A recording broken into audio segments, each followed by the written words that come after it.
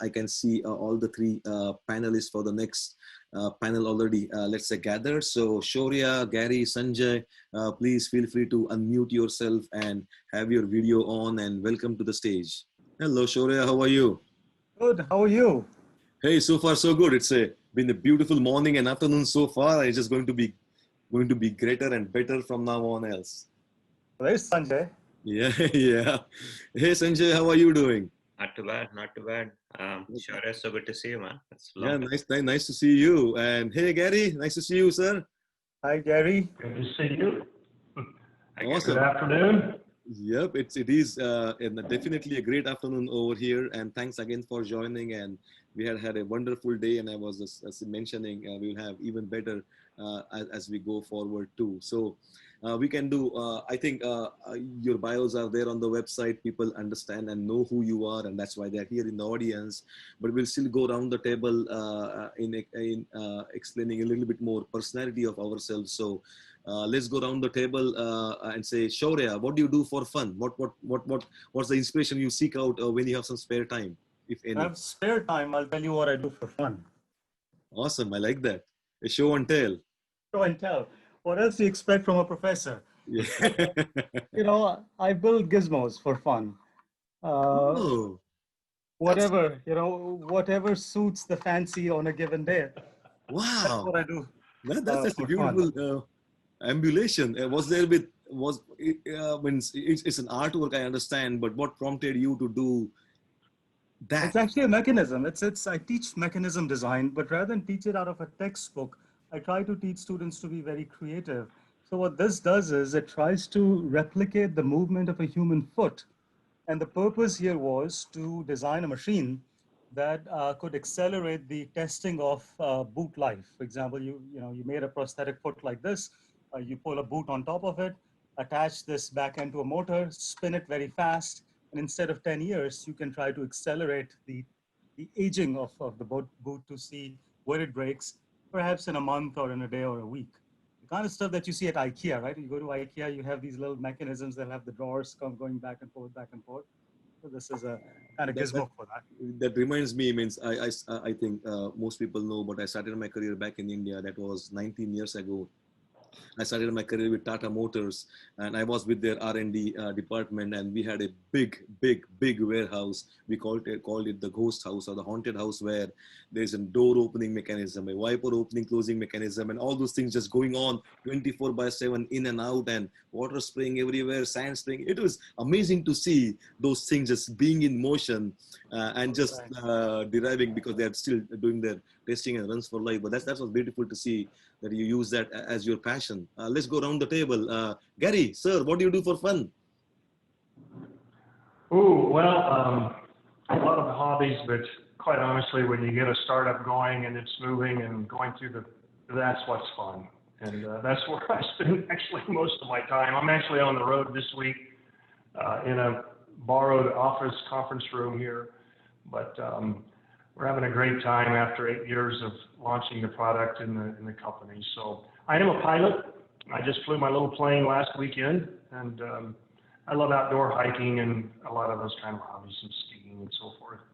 Awesome. Are you a new pilot, or you just started that hobby, or you've always been a pilot? No, I've been a pilot for probably 30 years at this point, off and on.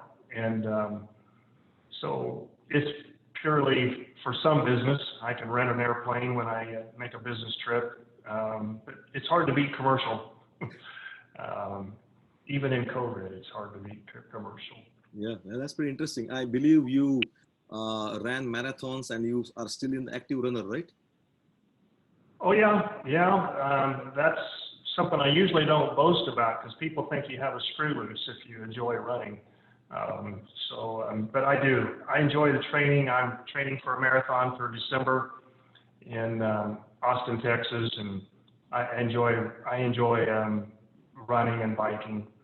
and so forth. That's creditable. Means I like to run, but means I have run marathons, but now now I try to do the obstacle course runs where you run for half a Oh mile, yeah, obstacle, the Spartan races or the Tough Mudder races. So yeah, my main thing was, yeah, means I'm running for such a long time, and yeah, 26.2, but now I need to add something more to it. But somehow it's not for everybody. It's again polarizing.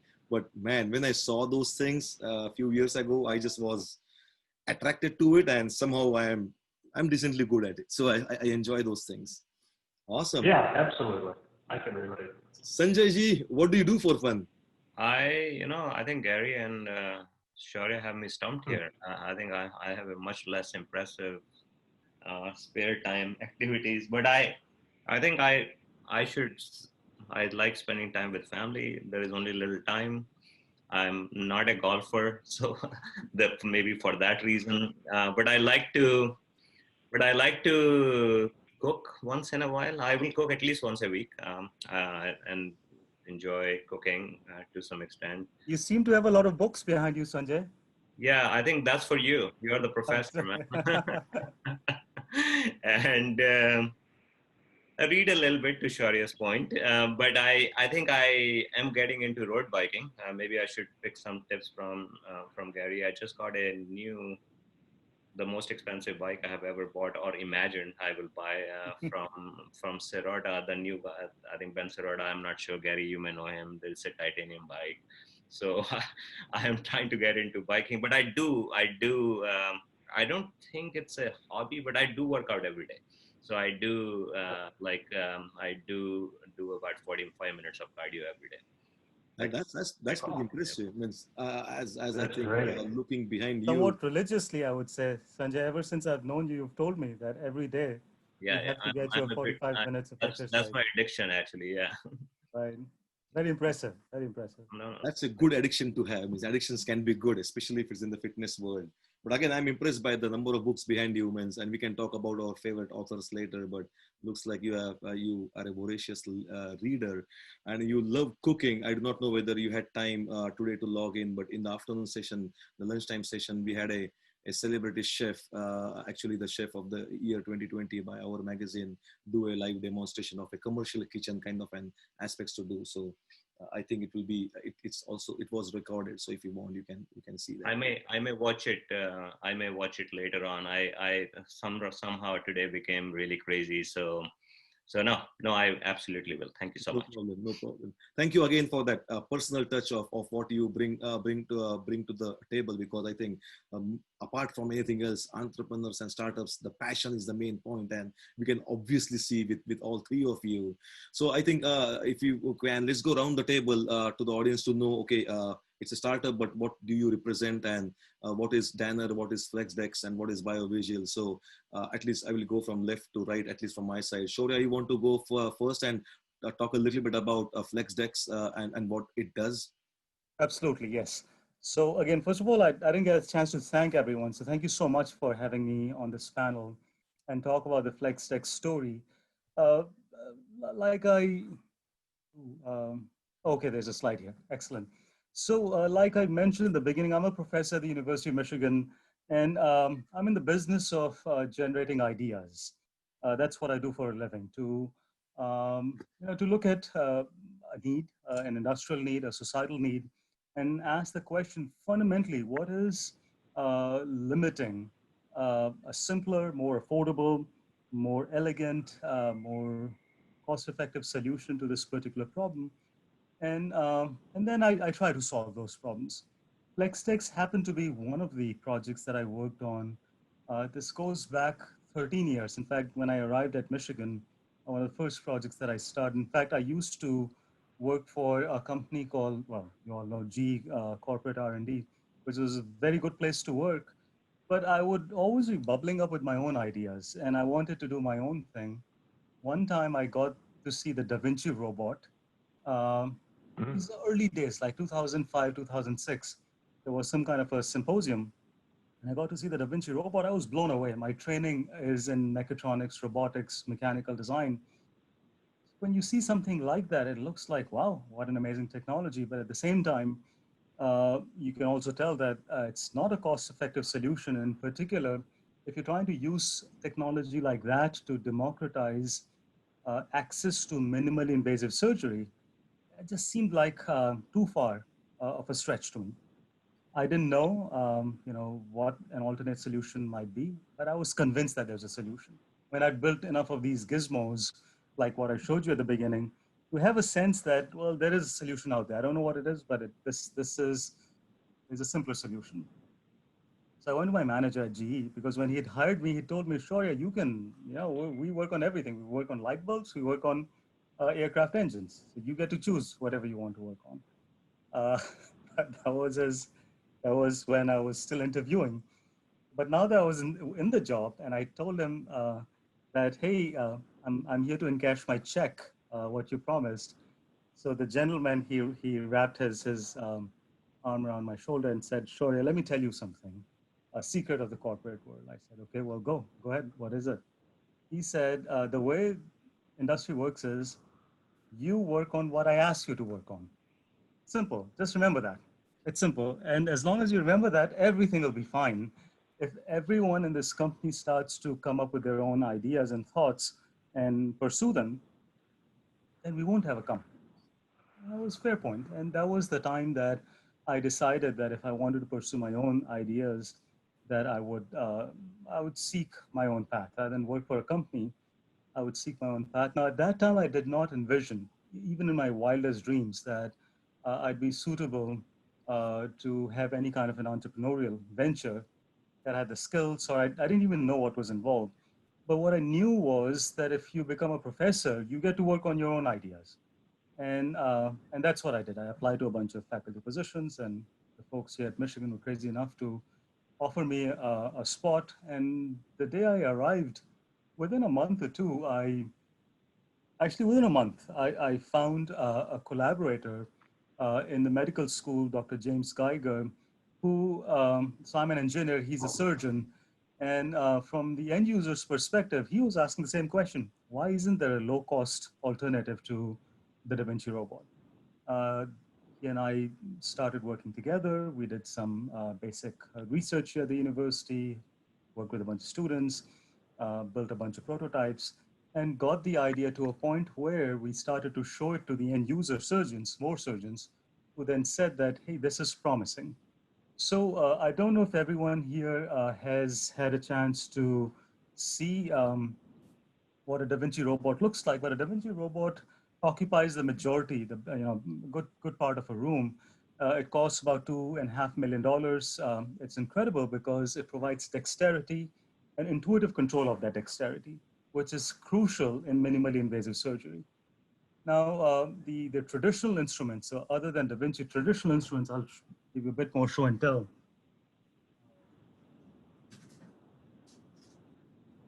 Traditional instruments look something like this.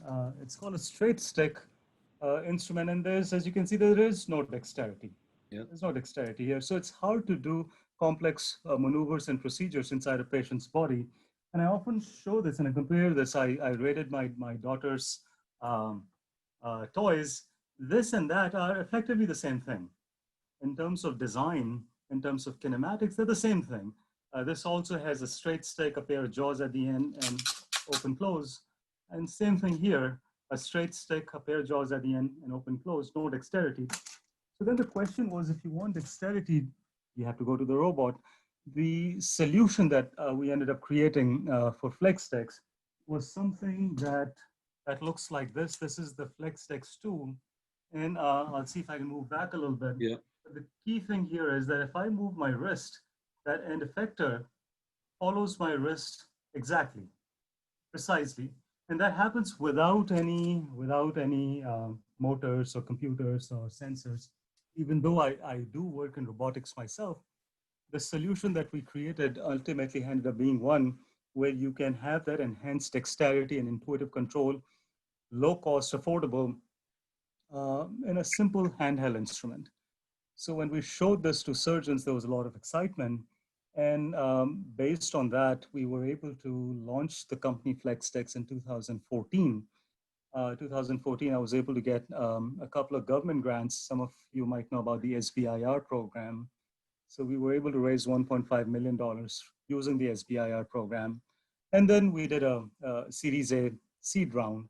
And over the years, we ended up raising close to $20 million.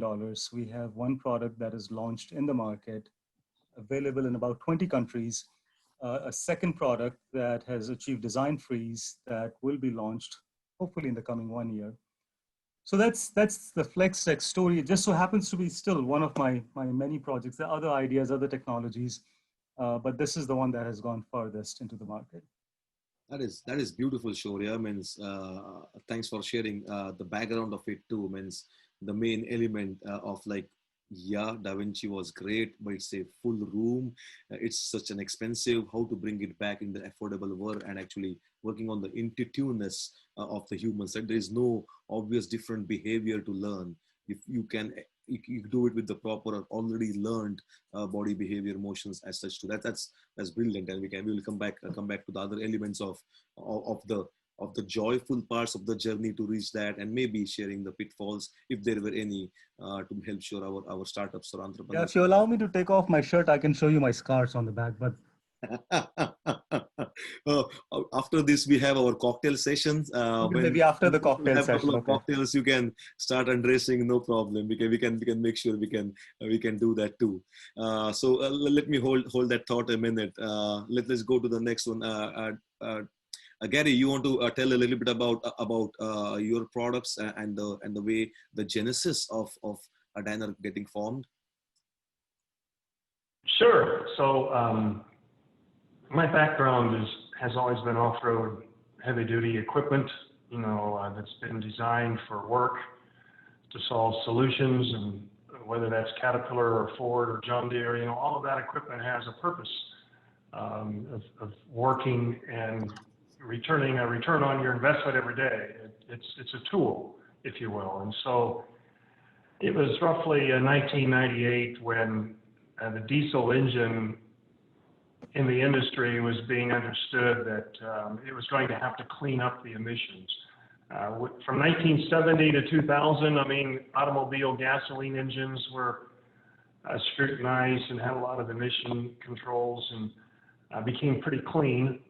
And the focus was switching to diesel. For most of us that had spent our life working with diesel engines and equipment, we realized that there'd be a dramatic change with diesel engines. And it would probably be doubtful that they would ever be clean enough. And if it took 30 years to clean up a gasoline engine, it would take a long time to clean up a diesel engine. And so alternative forms of power were being discussed in a lot of the groups, hydrogen fuel cell, obviously different hybrids and so forth. And I had plenty of time to think about what the future would be. And if the future was going to be a new form of power, then you might as well start over with a new platform. Most of those platforms that are in the industry working still today, those were designed and engineered 50 years ago. Loaders and bulldozers and backhoes and tractors. They've been enhanced and improved, obviously, with a lot of technology, but it's still the big wheels on the back and the small wheels on the front, and not much change. And so I just felt that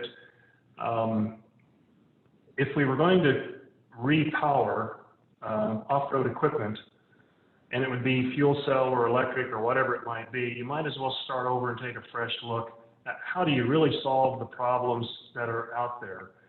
And the recession came along in 2007 and 8, and gave a lot of people, including myself, time to think and try to figure out how to survive. And I felt the important thing was to launch a concept. And I think your screen shows in the top left, excuse me a moment.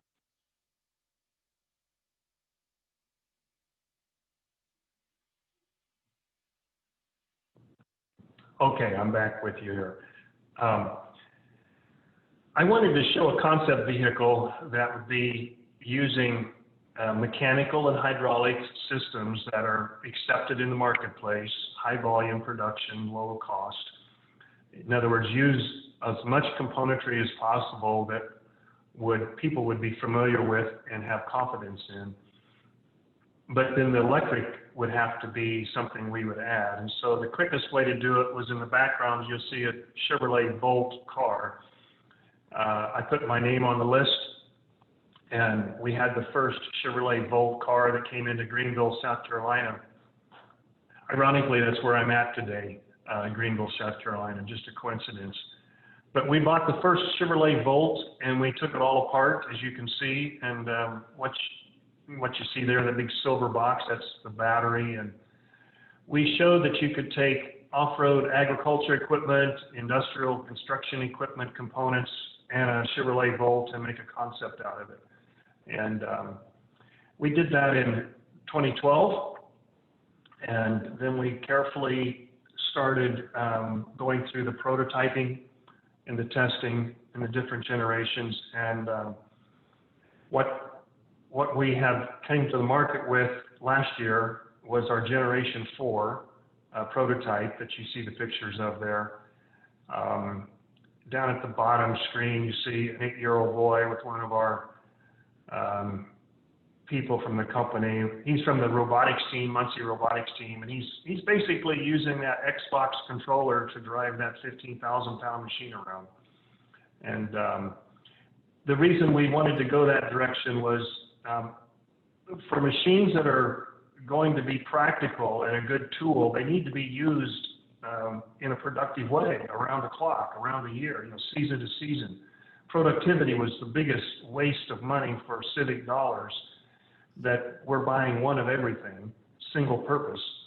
And what we came up with is a new platform that can basically accept attachments and be reconfigured by the end user week by week and stay actively engaged doing infrastructure work, doing maintenance work. But those are the same people that when we have emergency situations, they are the first to respond and the last to leave. We look to the water department, the city, whoever it may be, local, to show up with machines and people and help. And so we wanted the machine to be able to be wireless controls. Many times machines are in a harmful place. Power lines are down, buildings are collapsed, things are unstable, a flood, mudslide. It's good to have a machine that you can have wireless control. And so we designed in a wireless control for 1 mile encrypted range, a military controller. But it was easy enough to use that an 8-year-old can grab a hold of it and drive it around. So that's my story. It's been exciting. It's taken us 8 years to get to this point. In 2012, and we launched it, and here we are, 2020, in the middle of a pandemic and fires. Last week we were on the West Coast with San Diego Gas and Electric. The fires were crazy. It seems like the application, the uses for a mobile power station for infrastructure and for emergency response is very real.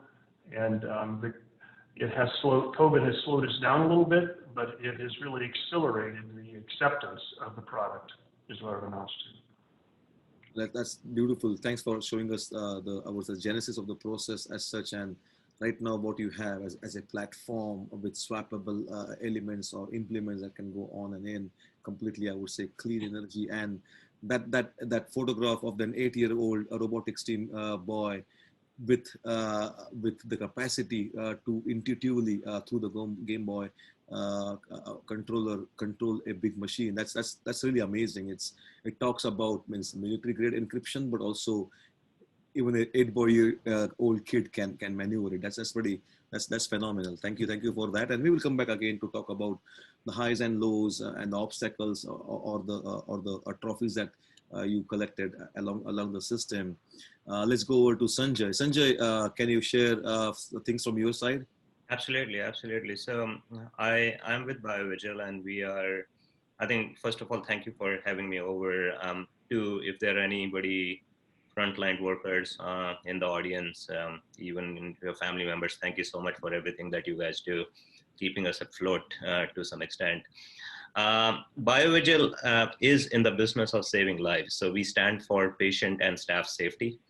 We have a solution that will basically ensure that everybody has clean hands in healthcare and beyond, and we can talk about the beyond in a second.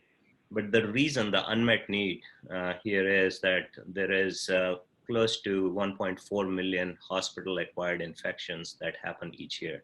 So you and I will go to a hospital to get treated, getting a knee surgery or something small, and there is a very high likelihood, 4 to 5% likelihood, that you will acquire an infection from the hospital. And as a result of these infections, 75,000 people die each year. So it's a fairly big problem. It's like a big jumbo jet dropping out of the sky every day. That's the magnitude of the number of people dying. So now there are many issues because why these hospital-acquired infections happen, but the foundational to all of them is improper or bad hand hygiene practices. And this is something very simple. This has been there for decades and decades and decades.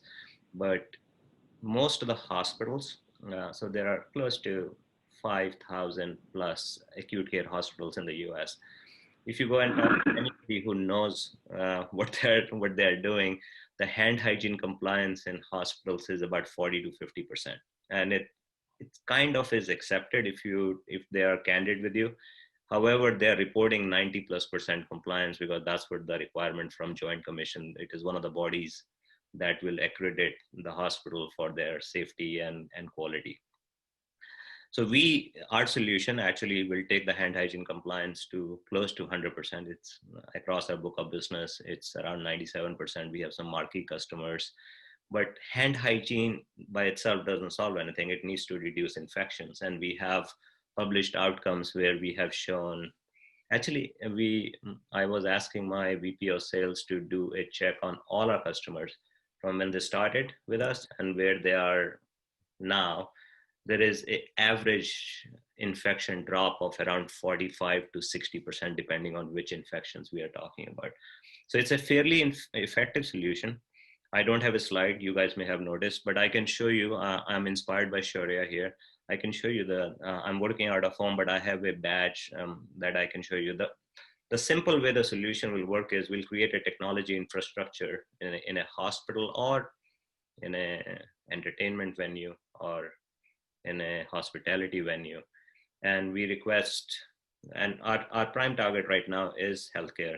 We'll request the healthcare workers to wear a badge, and that badge will remind them to wash their hands if they have not washed their hands. So there is, so with that technology infrastructure, it knows when you enter the patient zone. And if you have not washed your hands, let's say in the last 60 seconds, it will remind you to wash your hands. So let me grab the badge, sorry. 1 second. Absolutely. I was not thinking of doing this, so I was not prepared, but Shaurya definitely inspired me here. So let's see.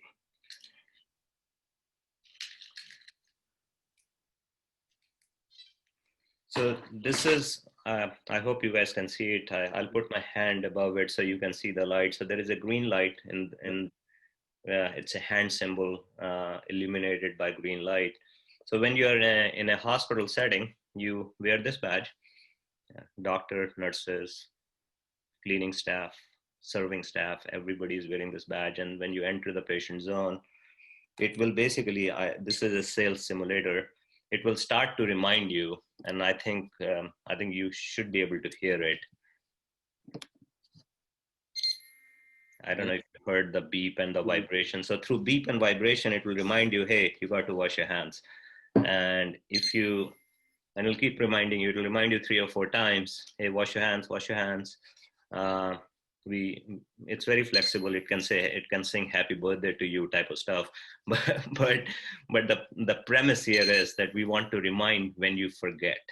And if you do not wash your hands, so usually a hospital staff will get 60 seconds. We'll remind them 4 times every 15 seconds.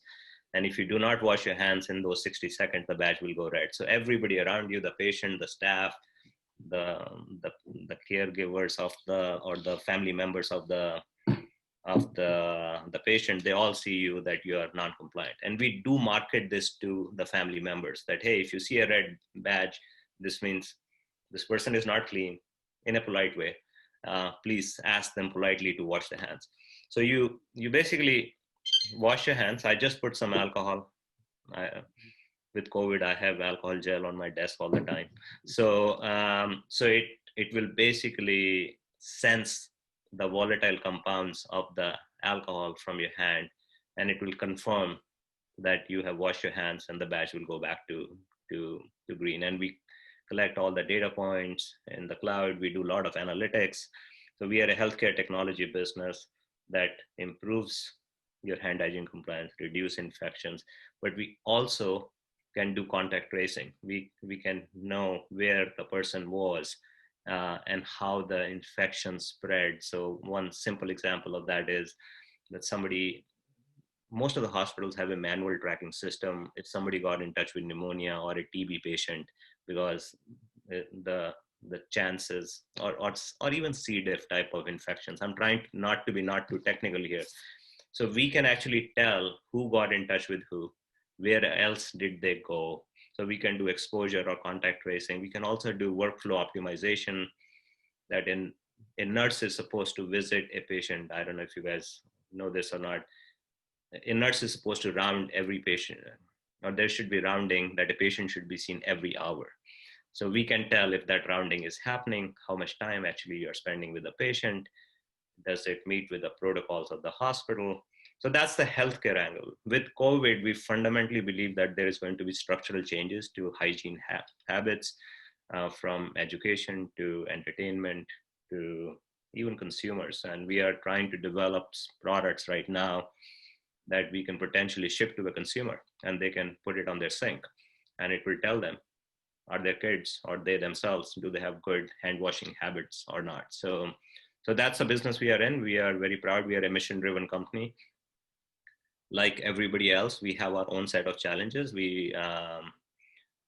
While healthcare on one side really needs a product like this right now, or a solution like this, but on the other hand, healthcare is also disrupted. There are near-term challenges for healthcare. Elective surgeries are deferred. Their revenue streams are disrupted. So we are navigating through that, but so far we had the best year that we had in the history of BioVigil. So I'm very proud of being part of the team.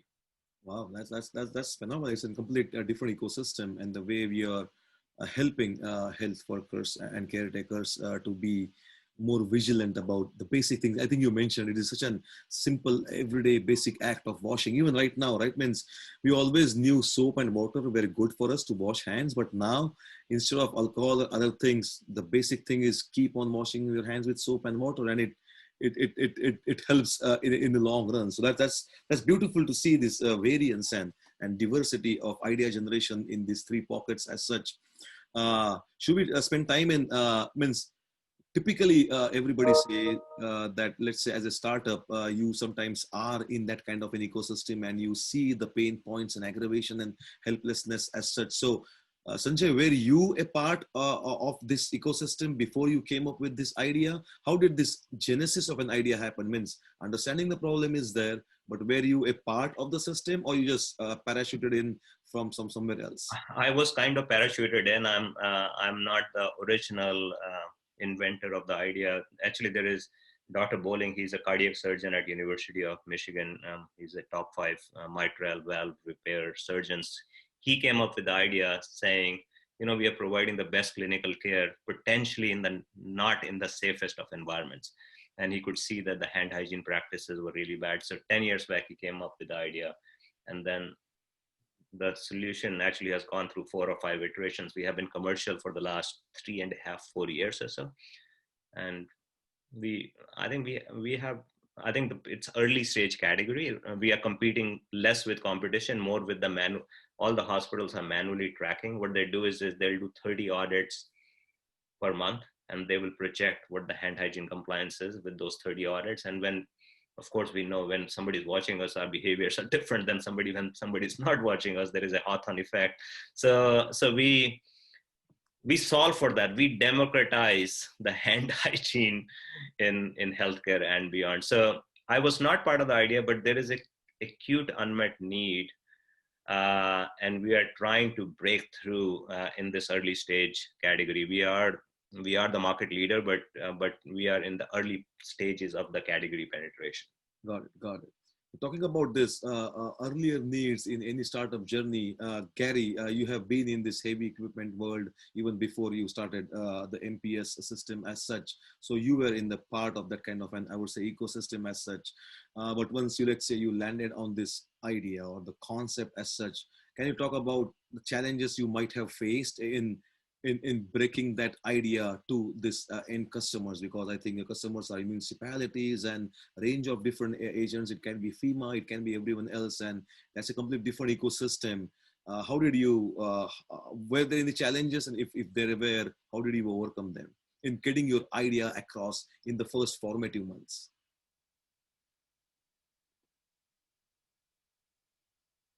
We can, I think you're on mute. Thank you. Yeah, you can hear me now. Yeah. So as I mentioned, we did the concept in 2012, and I think honestly the concept was not so much proving the point to outsiders, but proving it to ourselves that we could go off radar and quietly go through product development for 6-8 years and be ready to come to the market. That's a little unusual, but that's kind of what now seems to be what other companies are doing, like Rivian electric trucks. You know, they showed up at an auto show in December of 2018 with an electric pickup truck, and nobody had ever heard of them before at that point. But the reason, you know, we took so much time was coming from the industry. I loved hearing Sanjay's explanation. It was an example that the best ideas come from the field, come from the users. And, you know, a lot of people are very familiar with technology and a laboratory, and they will find a solution, but then they start looking for the problem to solve. And that's a tough road as well. But if it can be the other way around, where the idea comes from the field, it's who is bold enough to try to execute that solution and come to the marketplace. There was no secret that end users like cities and counties and states had been telling a lot of people in the off-road industry that they were looking for a multitasking vehicle, something that would be working year-round. Buying 4 seasons worth of single-purpose equipment that works 25% of the time is not what they want to do. So the problem and the idea did not come from me like a lightning bolt in the middle of the night. It came from the field. And what we wanted to do is we understood that we would not be enhancing or improving anything that was already in the marketplace.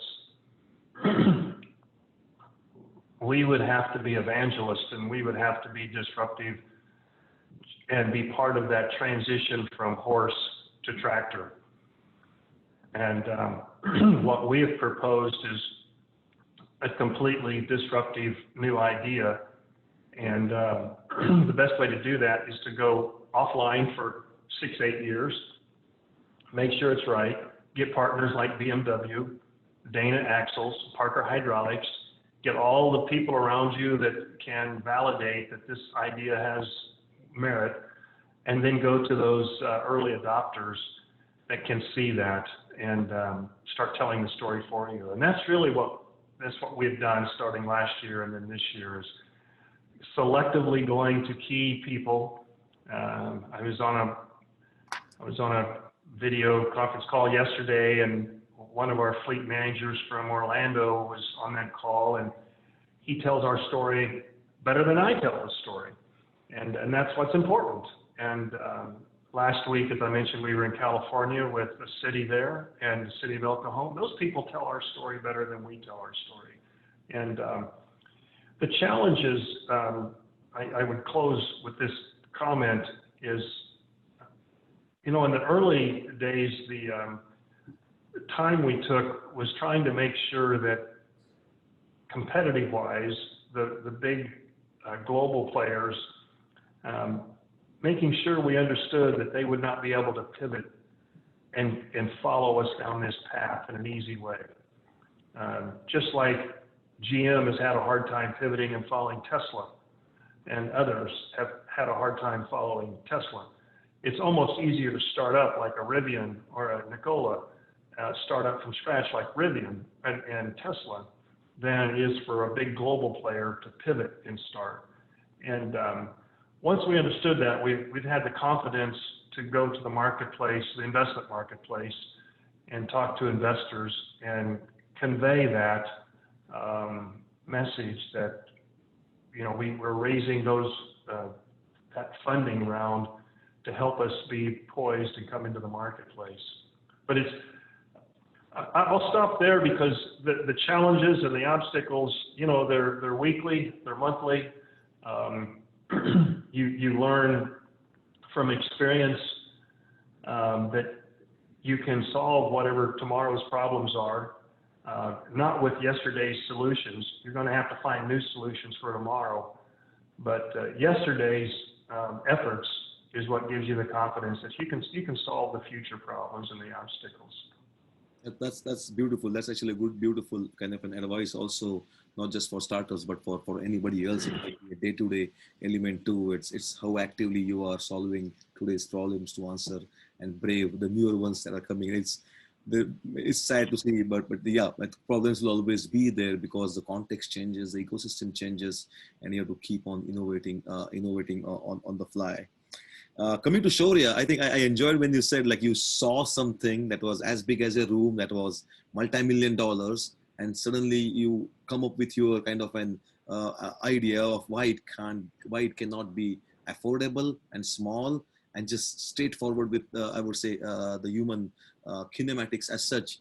So as you were, let's say, in the first formative months, scaling up or sharing your idea or explaining your idea as such, did people think like what is this? Is this crazy or what? There is a reason the Da Vinci is doing it for a big scale and things. How it was difficult for you to explain or sell the premise of your idea? Was it the case? Yeah, and Jeevak, let me maybe point out a few other things here also, because I think Gary and Sanjay point out, I think, very nicely the importance of ideas being driven by the field, right? I mean, the end user telling you that there's a need. And I think there is, especially to start a business, that is so critical. In that sense, I'm not a true entrepreneur. I'm more of a technologist. And in my case, I mean, I had no background in surgery. No, I couldn't I mean, I had queasy getting into an OR. In fact, the first few, when I started this collaboration, my co-founder, Dr. James Geiger, who was kind enough to, arrange for access for me to get into an OR, and he happens to be a pediatric surgeon. And I just had my first baby at the time. So when they started operating on that little kid in the OR, I had to just bolt out of that room.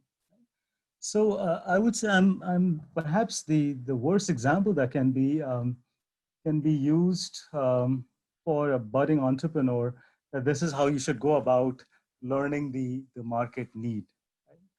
Because I wasn't familiar with the ecosystem. I wasn't familiar with many of the nuances of the med device business. I mean, forget the technology, but ultimately everything here is a business. Med device business really means like how Sanjay was describing. You have to understand the metrics. What really are the pain points for the hospital administration, for the caregivers. That nuanced understanding I completely lacked. And I to a large extent, I still do. The way I pursue ideas are truly from a technology standpoint, things that are pretty blatantly evident, right? I mean, things such as solar cells. Well, Can you improve the efficiency of solar cells? You don't need any validation for that. Yep, of course, yeah. Well, who's there to question that, right? I think Da Vinci, right, $2 million robot. Can you make it cheaper? Duh. I mean, that's not much of an idea. I mean, to identify that problem. So most of the things that I'm still doing, and that is why I make the statement that I'm not a true entrepreneur in that sense. I'm still a technologist, and I often look around and very diverse applications and fields. Why is it that we're stuck at a certain cost to value proposition? Why is it that one cannot get greater value, or why is it that the cost is so high? And then oftentimes I work to overcome the technology barriers. That leads to the creation of an enabling technology. And oftentimes from my perspective, if I create an enabling technology, I'm happy. That is because that may not mean that you have a business ready yet, because with the enabling technology, next comes the more important question: is there a product market fit, right? Is there, can you take this technology and build a product around it that fits a market need, and that product market fit has the financial element to it? It's not just that it meets the functional need. Does it do it at the right price point, and is there appropriate incentives for the various stakeholders involved? So at least that's been my story, and it's sort of just with about everything I do, I start more at the sort of more basic kind of questions, and I'm okay looking at those basic questions. I'm okay investing time and effort trying to solve those, because I don't work with the assumption that every idea, every technology that I create is going to become a business. Only a subset of those will become a business.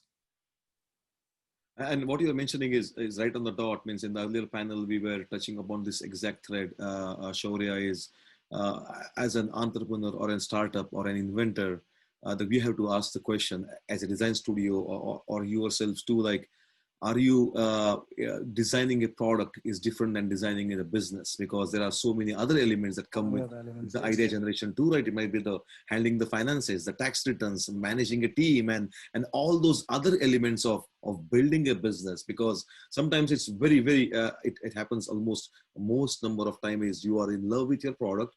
The product can be designed to have a very nice fit in the market, affordable, intuitive, elegant, clever, and all those things. But eventually, as a person, what is your, means I think in the MBA schools, they ask you about what should be your exit strategy. Do you want to manage it yourself and finally become that person that you always wanted to, or eventually you want to sell or do any other things? But the passion, one of the element is, I think what you did rightly would be, you are still the chief technological officer or chief scientist officer and the technology co-founder, and then bring in the partners together which can handle that part of the business. And I think I invoke this quote in the morning too. It's an ancient African quote, like, if you want to go fast, it's running. If you want to run fast, run alone. If you want to run farther, run together. And that's why I think what you use to make sure you collect those other partners you need, because a single person, single entity can only do so much. So that's pretty interesting. But again, as we are going through, sorry, go ahead. I just want to add what happened, at least in my case. So the genesis was not one that was informed by the ecosystem. It wasn't. It was informed by technology. But then eventually, when we transitioned from the university mode into a startup mode, that was 2014. That was also around the time that we first got in touch with Sundberg-Ferar. Then we literally had to, so my co-founder, James Gaga, and I had to evolve our approach. And for the first 2, 3, 4 years of the company, when I was directly involved in the company, then I had to literally have a Dr. Jekyll, Mr. Hyde, split in personality, in approach. Because the moment you've taken someone's money and you're developing a product to meet a market need and sell it to a customer, then you have to, I mean, whether you like it or not, at that point, you have to understand the customer's pain points. And at that point, then we did find the right group of people who could help evolve the technology into a product, which ultimately then the product ended up reaching the market. But at least the genesis for me, it starts often with the technology, more so with a true understanding. I mean, being at the university, I honestly don't have a true understanding of a lot of industrial ecosystems in any case. Yeah, and that's the humbleness of you also mentioning about the elements where we have to know where we are strong, and also the elements where we need to know where we can blend in and get some support. And again, I was mentioning, feel free to add to or respond to the elements you're hearing from each other. I just want to facilitate the conversation, but it's nice for you also to throw a question to each other and, hey, Gary, what did you do over here, or what we can do over here? Let's try to make sure we, as much as we can keep the conversation going. But talking about even the formative years, again, I think for any grand idea, it might be BioVigil or Danner or FlexDex also. People always say for startup community, like, hey, before even going to the first article of a prototype or prototype, try to think about the pre-sales, trying to think about who is going to be at least one of your prime target kind of an buyer, and try to align it to that you are going to solve those problems pretty precisely and focusedly. Did you also try to do some of things like that, where either you're working with this municipality or working with this specific hospital, and you had some inside element channel to understand their needs, and then align the first article from that perspective, and then generalize it? What were the ways you started to familiarize your story and idea with your constituency? And anybody can go at any time. I mean, I can give a quick snapshot of that.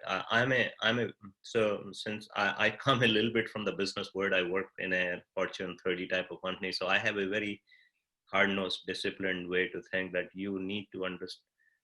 There has to be unmet need that you are starting with, and that unmet need has to have enough addressable market that you put your resources behind. So a little bit of, it's nothing rocket science about it. It's a little bit of an analytical discipline framework that I have. But that disciplined framework cannot be in the way of thinking what Shaurya just described, or what Gary is doing. I mean, Gary is kind of creating the Tesla of a different category. And because if you start to put those boundaries around innovation, that's when disasters happen, in my humble opinion. You need to understand the unmet need, but give the latitude. Actually, not just the latitude, you need to promote it. You need to really facilitate that thought-provoking innovation process. So in our case, we came up with the solution, but then we went back to the ecosystem and asked, okay, what are we missing? Because, one thing is, we are asking a healthcare worker to wear a badge. Right there, in my humble opinion, there is a barrier. Why would a doctor want to wear something new? They already have a stethoscope, they have 5 other things. So the first thing is, this thing has to be as minimally well. I think this should be like, it's that they should not be able to notice this. This should be unnoticeable to some extent from a weight. And so that was one. And two, since we cannot make it invisible, it has to have enough value that the slight nuisance that wearing a badge, it has to overcome that. So that sweet spot of value addition has to be there, and we constantly check for that. We have hospitals who have, like, we are the, since we are throwing around Tesla's name, I usually use it in my pitches, that we are the Tesla of infection prevention, because we have 35, 40 plus hospitals across the country and a couple of global. Every single hospital that we have is a reference customer, every single one of them. So you can say they drink the Kool-Aid or something to some extent, but they really believe in it. They really think that this is the right thing. And the reason they do that is that we have taken years taking their feedback to have the solution that really, really fits their need, reduces the nuisance, increases the value, that they can look us in the eye and we can look them in the eye and say, why would you not do it? So the only other small thing I will share is, I have been in front of myself. I'm a little bit of a sales and marketing oriented guy. So I need to be in front of the customer. When I'm in front of the customer, everybody's eyes light up when we show our solution. Everybody will say, oh my God, this is fantastic. So there are other barriers in the sales process and all, but nobody says, what the heck are you doing? Why did you come up with this thing? This is irrelevant, or no, there is some relevancy, but very little. We'll think about it. Everybody says relevancy is very high. My God, this kicks ass. But then the sales process starts. So I think all that comes from hard work, and that's where I give tremendous amount of credit to our R&D team. They still are. We have 2 or 3 concepts. We need money for it, but if I had the money, we can actually change the word of hand hygiene. To be honest, it can go across the category. So I'm just saying that discipline of understanding the unmet need, but also having the discipline to allow the innovation to actually flourish. Both of them have to be there to create a really awesome solution or product. And that's a golden point. Means again that is a self-serving point too. And because as a design studio, we get hired by startups, by medium-sized companies, by big companies, and they hire us to be as much as innovative as possible. But sometimes there has to be that kind of sandblocks. It is nice to have barriers. That is, actually, designers can work with barriers, but then you have to still have a little bit latitude to play around and try to see what's just going beyond the fence and eventually coming back. So that's as an absolutely great point. Another element that you mentioned is that happens in the ingrained culture or human behavior about, is that going to be a part of a stigma, or how are you going to overcome it? Like that you mentioned, like to wear something where you're going to be followed, or a big brother is looking at you or sensing you, is kind of a thing of a barrier that you have to overcome with the overall better good for better mankind.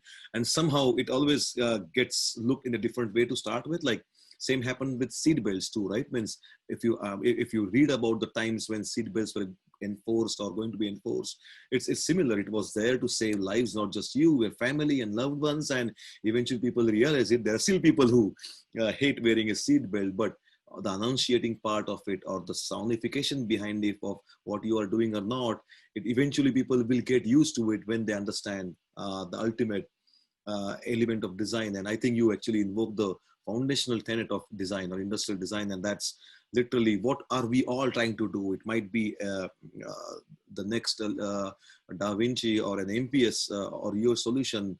We are ultimately trying to better the human condition on this planet.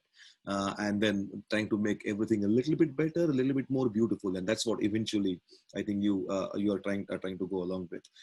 Maybe I should pause now. I should let Gary or Shaurya reply to the earlier question that we had. Yeah, I can jump in, and what the comments and the discussion kind of reminded me of is, you know, the obstacles and barriers. There's different points, different milestones along the way that getting a good idea patented is not that difficult, but getting a patented idea executed and into a business model and received in the marketplace and so forth, those are all barriers. And I had a chance to understand the difference. When I got out of college, I went to work for a company that had a new product. They were looking for a fabricator or engineering type person to help build prototypes. The name of the product was Innova, as in innovation. So, I mean, everybody wants innovation. I think it's kind of interesting that it's also understood that nobody likes change. Everybody avoids change. You just try to implement a new ERP system into your company, and nobody wants that. But yet everybody wants new and improved. So it's fascinating that on one hand, you know, we have people that are opposed to change, but at the same time we want new and improved. And what I have come to understand is, you know, they really don't want a brand new product. They just want some of their own problems fixed that they don't like. So when Henry Ford said if he had asked the customer what they wanted, they didn't want a tractor. They wanted a faster horse. They wanted something they were familiar with, a horse, but they just wanted a better horse. But the point I would make is, I went to work for this company. We built this very innovative shooting boom, 3-wheeled tracked forklift. It was a great experience for me. And it never really went anywhere. And the founder of that company was a second generation. His father was Charles Davis, the inventor of the Davis backhoe. Wildly successful, unbelievably successful. And that's because he was a farmer in Texas, and he tried to figure out how to bring a hydraulic backhoe. He designed that. He solved his own problem. And today we use Hauer loader arms on our mobile power station, and that Hauer loader arm came from 3 generations ago out of Austria, where a guy was trying to haul river rock out of the Rhine because river rock was free if you were using it for farming, and he designed a loader. So, you know, once again, the idea comes from the field. Somebody designs it. Charles had an amazing success with the Davis backhoe. He went on to engineer and design a trencher. If you've ever seen a chain trencher, that comes from Charles Davis. That was an amazing success. He sold that company to J.I. Case. And then he invented, at the time of cable TV, the vibratory plow. In other words, he was solving problems. But by the time the second generation came in, they were simply looking for enhancements, improvements. And none of those products ever made it. They made a tractor loader backhoe. That was pretty cool. It was patented. It was great. They had unlimited amount of money. It never caught on. And so innovation is much like we've kind of talked about here. You've got those kind of barriers and obstacles to actually get your product put together and ready for market and so forth. But executing a plan and getting customers to step up and purchase, that can probably be the greatest barrier of all right there, and the greatest challenge. That's you invoke actually amazingly 2 different points, and the one is about the stages of innovation, right? Means I did not knew about the Davis family, first generation and second generation, but that's what we actually see out in the market is there is an cadence. There is one bucket called the incremental innovation, then the boundary level innovation, and the last one would be the radical breakthrough systemic innovation as such. Not that you have to be equally divided everywhere, but there is a rhyme and reason to do the faster, better, cheaper, lightweight, maybe smarter kind of an incremental innovation, which will be the enhancements and improvements.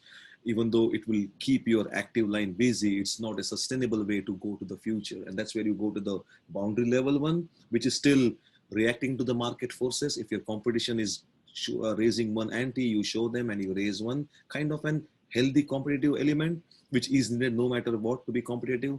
But the last one, and that's where you're mentioning that, Gary, is most important, depending upon your time horizon for your industry category. It means for a footwear industry, it might be 3 months. For an industry where it's big machines, it might be 10 years or 12 years. But when you come to that time horizon as such, that's when, again, you have to look at the new emergent problems of the humanity or the ecosystem and then solve them accordingly as such. And so there has to be a balance between these 3 buckets of innovations.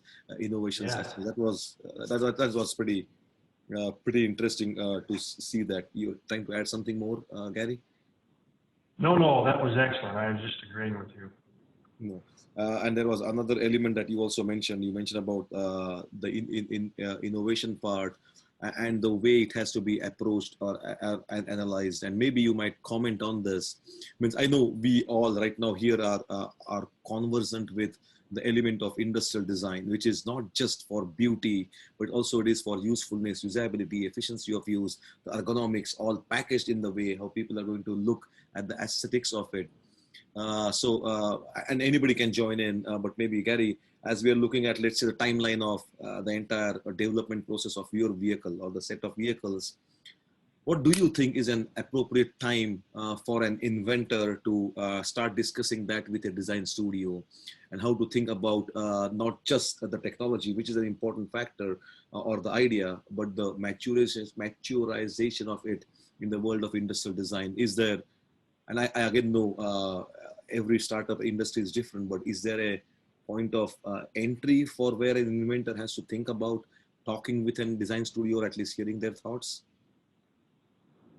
Well, for us, I think it's a great point that you're raising here.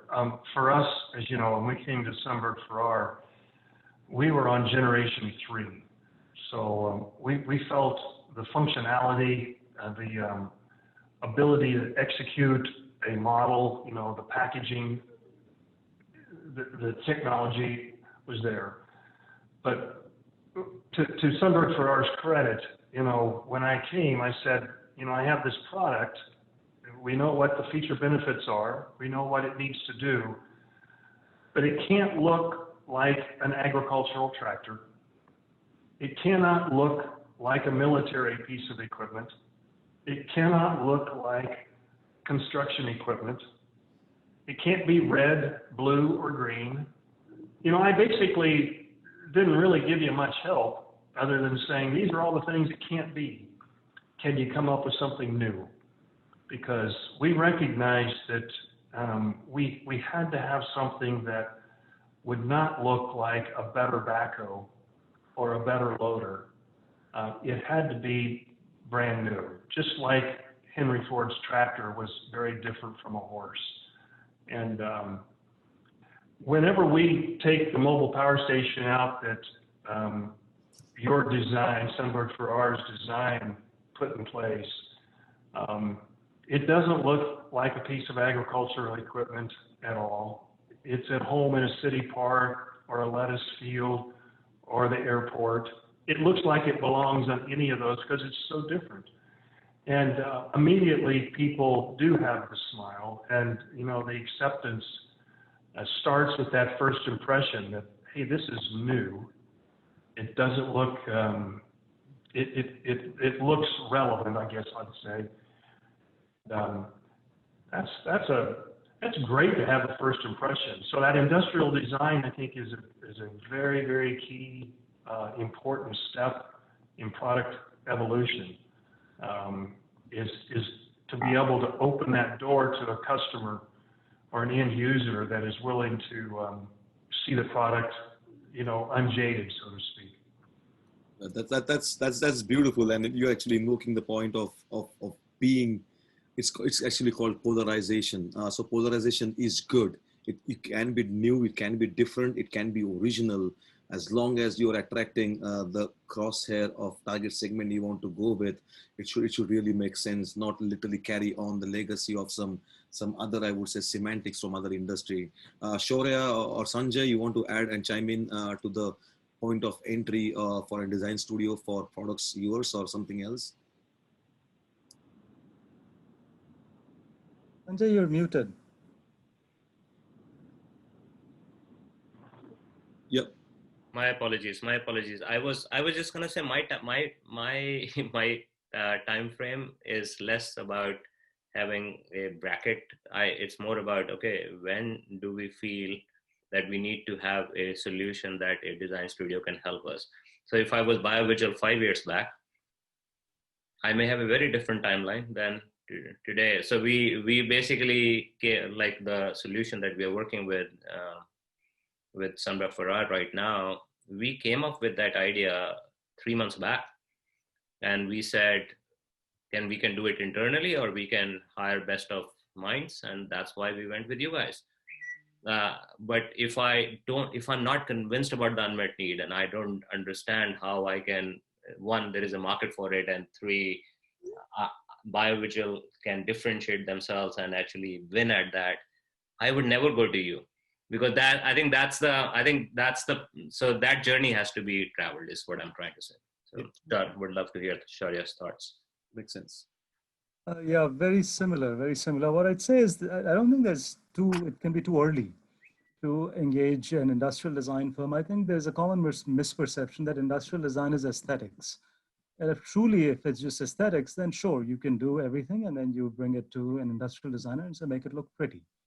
I think that is doing a disservice to the field, because what industrial design truly does is it brings the customer's perspective right in your face. I mean, if it's done well, it's done well, the customer interface, like a device like ours, is a very direct customer interface. I mean, it's a user interface. The kinematics of the human and the kinematics of the device are all intertwined. So in a situation like that, I would say an industrial design firm can come in very early. The question, I think, similar to what Sanjay said, it's for a startup team. The question to ask is, with the time that you have and the resources that you have, is that a skill that you bring to the table yourself? You know, pick up the skills and come up with a solution yourself, as long as you have the right high level directives in mind, like making sure you're hearing the voice of the customer and things like that. And if not, then you find the people who do this for a living. So again, my sense, I mean, my experience has been that uh, industrial design, the philosophy of industrial design should be part of the product development pretty early, whether you do it yourself or whether you do it with a contract firm. That's meaningful. Again, as I said already, means it depends on the trajectory of not just what's the point of entry, but also the point of departure to hand over that to the contract manufacturer or your own. Coming back to coming to the point of money. We're talking about, means you are a little bit more established startups and you have been through this kind of an cycle, but trying to recollect on hindsight or the earlier days. No matter what, for a startup or an entrepreneur, or right now an inventor in the audience, money also is an element. Means time and efforts are expected, are given, and as the passion comes in, what were the challenges for all of you to think about from the money's perspective when you were literally starting it, and what worked for you to raise those things? And there are so many helps, SBIR and all those things too. But any specific anecdotes or something which helped you or might help our audience to understanding how the inventor mind should think about money? Because one of the elements in the world of startups is they say around 85% of startups fail in the first 3 years. And one of the main reason is they are undercapitalized ideas. So how to raise capital, put skin in the game? Any thoughts about that? Can I go first? Absolutely. The inventor mind should stop thinking like an inventor mind. That's the first thing to do. The problem, when I look back at my own experience, it was the fact that it was the inventor mind. Ultimately, when in hindsight, some of these things come across as silly. In hindsight, you know, any investor, whether it's a seed capital, angel investor, VC, anyone, is looking for a return on their investment. I mean, your invention is great, wonderful. But then so what? I mean, how is that going to lead to a return on investment? I think that to answer that question, what I've come to realize is, well, technology is wonderful, enabling idea, all of that is great.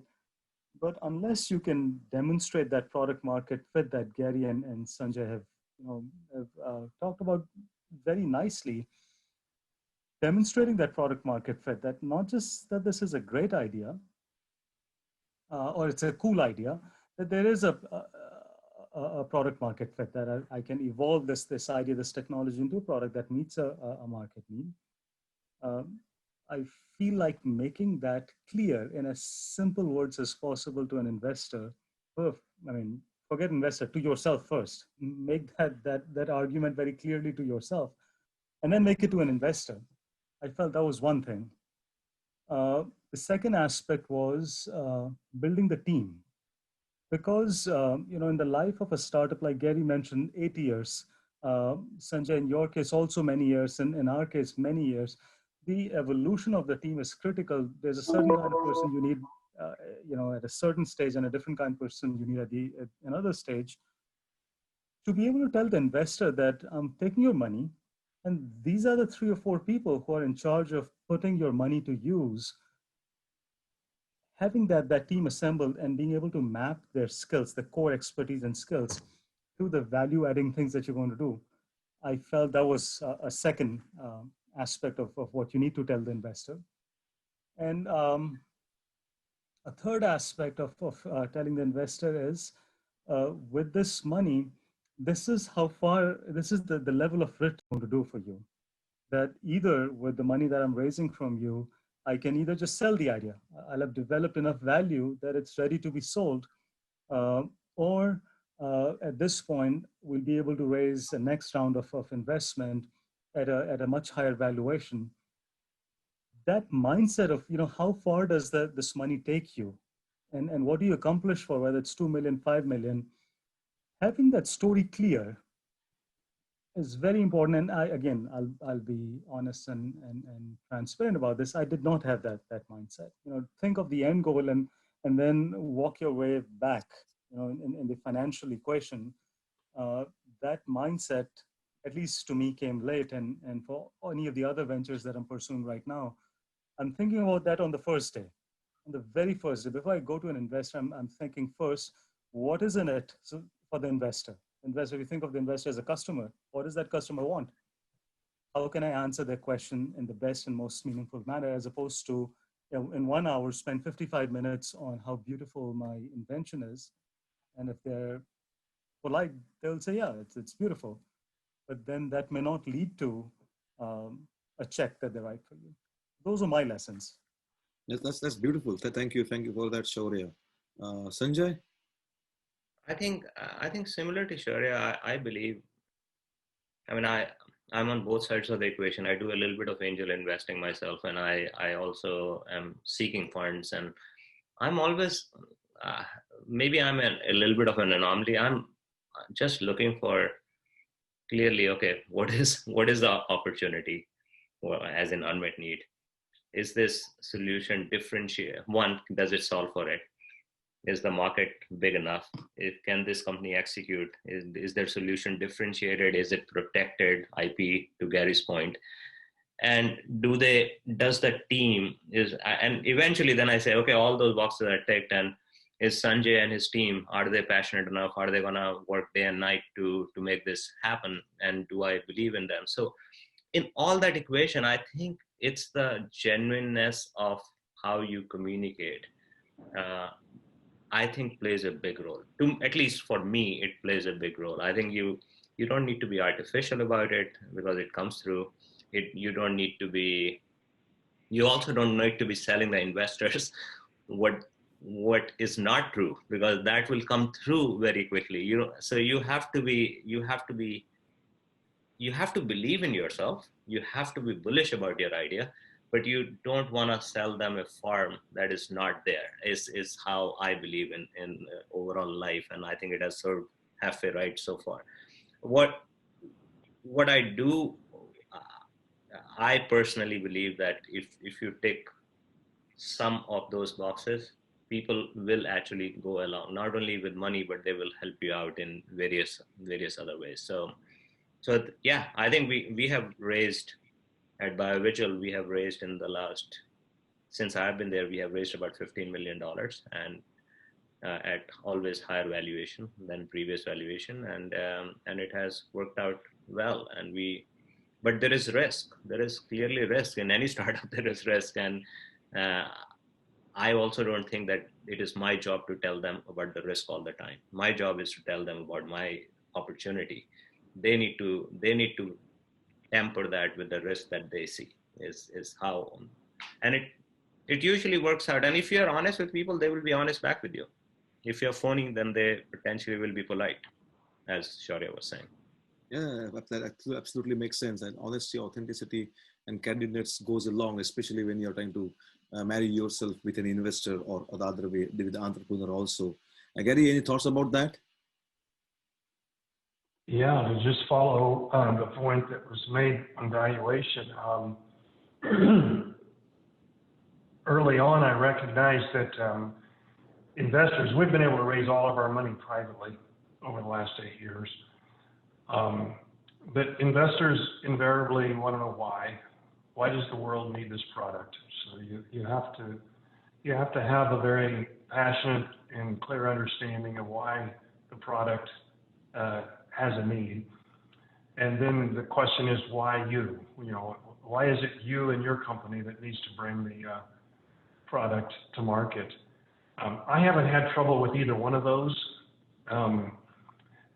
And so it's been easy for me to be coming from experience about the industry and understanding the industry to answer those two whys. But the investor that's looking for a return on investment is looking for a return on investment that may be 5 or 6, 7 years away. So they're looking at projections. And in the meantime, you're burning cash. You're going to take their money and literally completely consume it long before they could ever get a return on their investment. So that balance sheet, I think earlier the point that you have to stop thinking of yourself as an inventor, that's important. You now need to show that you can take money and add value to a balance sheet while this is in production or while this is in development. So value sometimes can be nothing more than we did file some IP. We did lock up a supplier agreement. We did hire a new person that brings more resources into the company. But for the last 8 years, the only thing that has kept us, given us the ability to continue to raise money to get to this point is we have shown value on that balance sheet. Even though we're burning cash, we've shown value at every step of the way. And you have to start thinking that that's the real objective. The product development team that you've surrounded yourself with, they'll execute the plan. The Sundberg-Ferars will help you do that. But it's up to you to show value on the balance sheet. Yeah, I think one other quick point I'll add is, while it is important to understand the ROI or return of capital, return on invested capital, which I think you need to have exit in your mind, but you cannot be running your business to have an exit. There are two different things. You need to run your business to make it as successful as possible every day. You cannot be getting out of your bed and saying, fuck, I need to, excuse my language, I need to figure out a way to have an exit by this date, otherwise I will not be able to raise. Then you are gonna be a soup case or nutcase. So you need to believe and execute for success. With that, a good exit will come. But when you're talking to the investors, you need to have that frame of mind. Otherwise, they will think that you don't know what you're talking about. Absolutely, that's a great point. Yeah, that is a great point. I have to tell you, it's happened with me before. I made a presentation with a room full of people, and in a question and answer period, somebody said, what's your exit strategy? I said, I don't have an exit strategy. I don't know what that is. I mean, it was a pregnant pause there for a long time because I had no answer for that particular question. So your point, I agree 100%. You can't go into this thinking that you're going to fit a calendar timeline and be out. Sure, you're adding something to that point? No, I mean, it's the same thing that Gary and Sanjay have said. It's really, I feel like being an entrepreneur is creating so many personas for yourself that when you are, and each one of those is honest, that's what makes it difficult, right? So when you're in front of the investors, it's not like you're lying. It's just that you have to be ready to answer that question related to exit, because they want to know that their money is not going into building a bridge to nowhere. They understand the high risk, but that high risk should still be leading to something. That's one side. But the day when you in the execution mode, when you're running the company on a day-to-day basis, then you don't want to be worried about exit every day. There, you on a daily basis, you want to build value, and that is the honest truth of that day. And that, again, I find it, anyone who aspires to be an entrepreneur should really just get comfortable with this idea that on a certain day you have a certain persona, on another day you have a different persona, and all of those personas are equally honest. Absolutely, I love that, and I think we are near to the end time as such. We still have 5-6 minutes. I think let's go around the table, and if you want to, I would love to have some of your, let's say, wisdom nuggets for the startups, wannabe startups or entrepreneurs also on the call. So if you want to just go on and give a few well-chosen words of things that they should be remembering. I think we went through plenty of things, but for the final closing kind of and summary, let us know what they need to know as they are going to eventually start up with one of their businesses too. So I think Sanjay, you have an exact exit at 4:30, so you go first, and then the rest will follow. I think it's very simple for me. As I said many times, I'm sorry I'm repeating myself. I think the first thing is, are you excited about what you are doing? Are you excited about solving an unmet need from your heart? Does it speak to both your heart and your mind? Because if it doesn't, really, honestly, don't do it. How many years do we work? I mean, you're gonna be wasting 20% of your productive life chasing something that you're not excited about and being miserable about. So you have to feel excited about what you do, but then have the discipline to truly understand, okay, my God, there is a huge market here, but somehow my product doesn't address the unmet need. Then stop it. Then find something else. But if you keep ticking those boxes, then go for it, and then work hard for success. Don't I think Gary was kind of saying this. I always believe that you will fall. Nobody is not gonna. You will fall. Just make sure you're falling forward. Just keep learning. Keep moving forward. And I think nobody comes out as the smartest person on earth the day one. And if you do that, if you enjoy the journey, then the destination will be sweet. That's what I like that. Yeah. Thank you, Sanjay, for that. Gary, you want to go next? Yeah, Sanjay, that was well said. And it is, we're all pretty much saying the same thing. I'd only share that the first money that I raised, gentlemen over lunch, I shared my idea, and to the points that we've been discussing, I'm totally sold on the need for the product and et cetera, and he agreed to put some money in, first investment, big significant investment. And he told me at the time, you just need to remember that you're going to have to raise a lot of money, and they will be investing in you. They won't be investing in your idea. And I took that as kind of an insult because it was so foreign to me, because I felt my idea was so great and so solid and my business model was so good that surely people would be investing in the business model. They would be investing in the product. They would in the opportunity. But to what we're saying, if you truly believe, the mission that you're taking on and the challenge, all of the money we've raised, it's most likely come from people that believe that we were pulling an honest team of people together and we knew where we were headed. And we were honest and we had that vision. And they were investing in us, me first and my team second perhaps. But they're investing in people. They're not investing in the product. Awesome. That's beautiful. Shaurya, what do you think? It's hard to add to that list. I think Sanjay and Gary have covered that really well.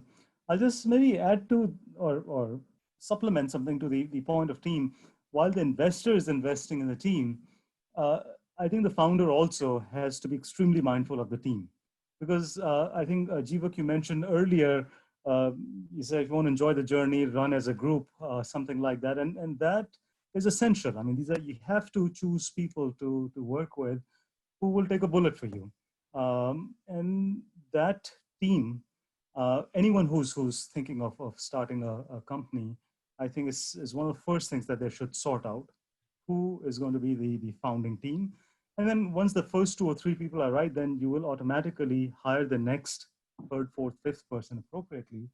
I think all of these things combined, what Sanjay said, what Gary said, and the team, if you combine all of these things together, what that'll allow is persistence, because success is not going to happen overnight. I mean, I guess there are a handful of instances where you have overnight billion-dollar success stories, but for the most part, it will require persistence. And to meet that persistence, you have to have a good team that you enjoy working with. You have to have an idea that you deeply care about. You have to be solving a problem that the market really cares about, which can lead to investment coming into the company. And all of that combined will give you the necessary persistence that it will take. I like it. That's fantastic. And we are literally on the dot, 4:30. Thank you once again, Shaurya, Sanjay, and Gary, just to being on this panel. And there were not only the last minute, but there were words of wisdom throughout the session as such. So I really applaud you for sparing that time in your busy schedule. And means if you can, please try to remain. We have a live demonstration of a designer making designer cocktails too. So that might add some levity towards the end of the day. But feel free to unmute yourself and unvideo yourself, mute yourself and unvideo yourself as our next, let's say, designer comes in. But thank you once again. So nice to meet you, Gary. So Shaurya, nice to meet you. And Gary, look forward to having a glass of wine with you sometime. Okay. Thank you. Okay, bye-bye. Absolutely. Thank you. Thank you. Thanks, everybody. Thank you. Awesome.